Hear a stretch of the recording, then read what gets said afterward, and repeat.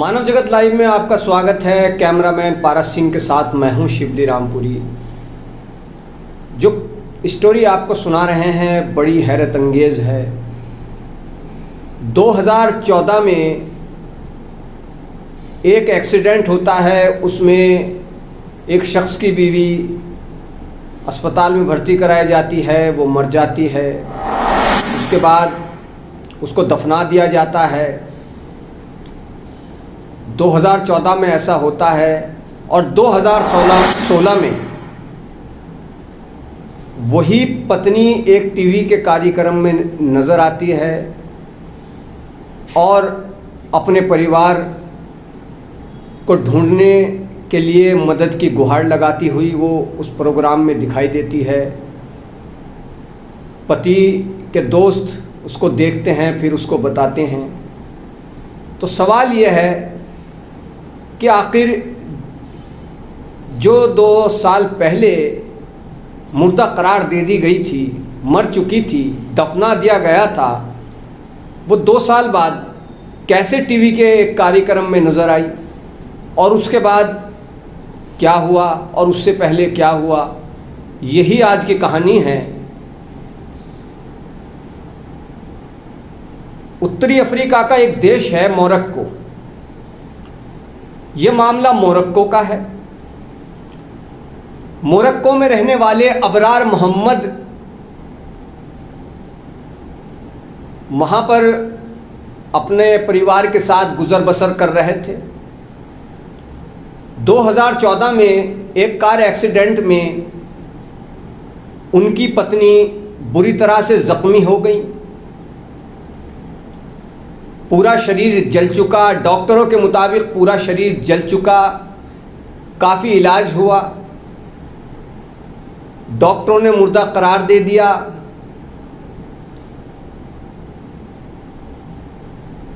और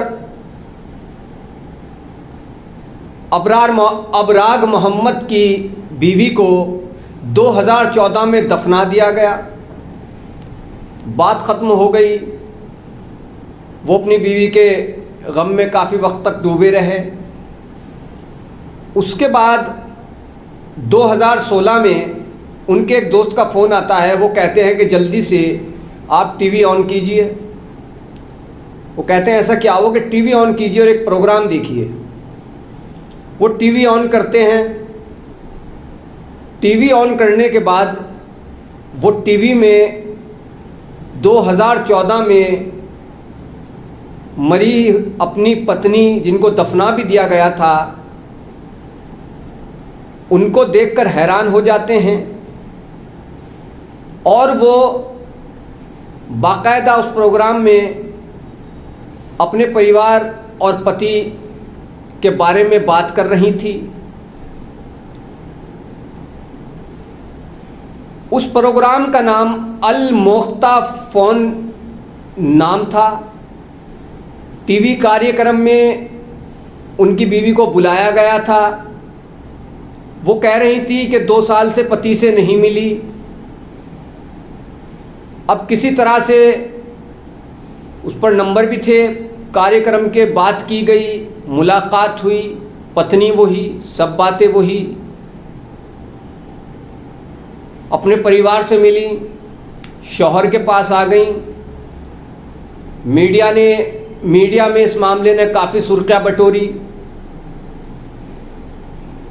अब सबकी ज़बान पर यही बात कि जब 2014 में एक्सीडेंट में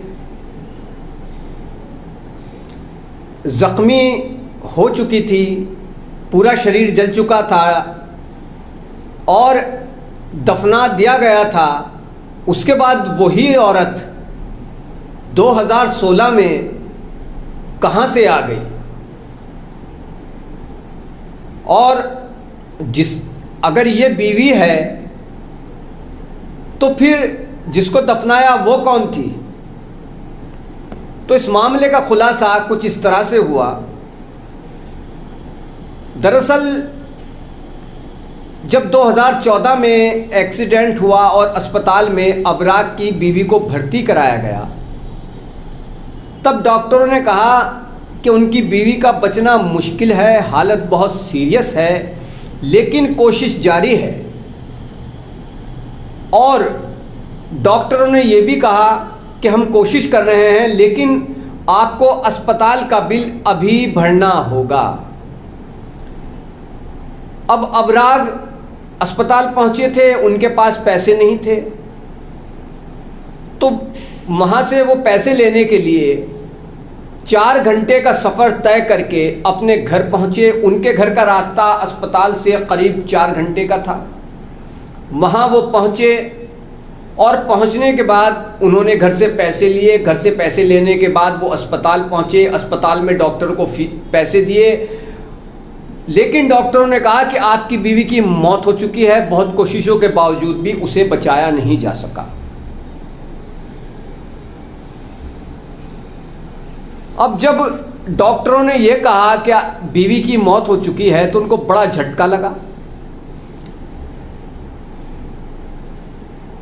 उनकी बीवी मर चुकी थी, लेकिन एक बात हुई इस दौरान, वो ये हुई कि अस्पताल ने बॉडी को, उनकी बीवी की डेड बॉडी को कफन में लपेट कर और ताबूत में रख कर के दिया, जिसको अबराग मोहम्मद ने ज्यों के त्यों दफना दिया। यानी कि उन्होंने पहचान नहीं की, चेहरा नहीं देखा, क्योंकि उन्होंने बाकायदा कफन में लपेटकर ताबूत में रखकर अबराग मोहम्मद को दिया उनका जिस्म, और अबराग मोहम्मद ने ऐसे ही ले जा करके अपनी बीवी को दफना दिया। तो उनको ये मालूम नहीं कि वो जिसे दफना रहे हैं वो उनकी बीवी नहीं थी। अब उनकी बीवी 2 साल तक कहाँ थी और कैसे, उस 2 साल बाद ही उसने टीवी कार्यक्रम में आकर कहा कि वो अपने पति से नहीं मिली हैं। 2 साल तक कहाँ थी वो? अगर पत्नी जिंदा थी तो कहाँ थी? तो इस मामले में ये बात निकलकर सामने आई थी कि उनकी पत्नी का जब एक्सीडेंट हुआ था तब उनकी पत्नी की याददाश्त चली गई थी, जा चुकी थी उनकी याददाश्त, और वो याददाश्त 2 साल बाद वापस लौटी। जैसे ही वापस लौटी तुरंत उन्होंने एक टीवी कार्यक्रम में संपर्क किया। जितना उनको याद था उसके मुताबिक उस टीवी कार्यक्रम में संपर्क किया, और वो टीवी कार्यक्रम बिछड़े हुए लोगों को अपने परिवार से मिलाने के उद्देश्य से ही चलाया जाता था। उसी में वो पहुंची और उन्होंने अपने पति से और परिवार से मिलने की वहाँ पर बात रखी, जिसको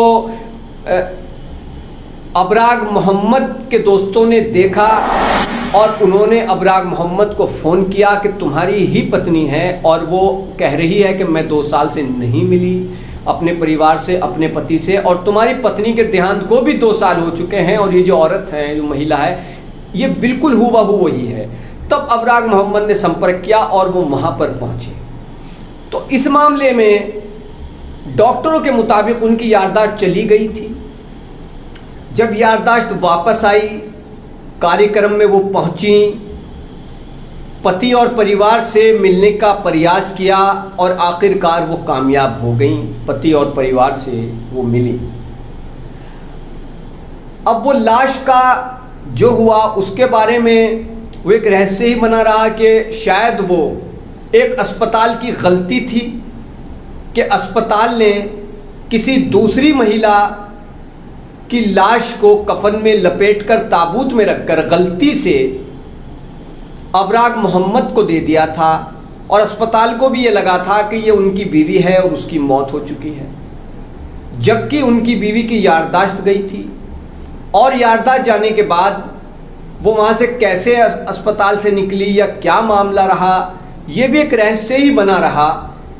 बताया जाता है कि वो किसी करीब के एक गांव में जाकर रहने लगी थी और उनको कुछ मालूम नहीं था, पुरानी कोई बात याद नहीं थी, ना परिवार के बारे में पता था, ना पति का नाम पता था।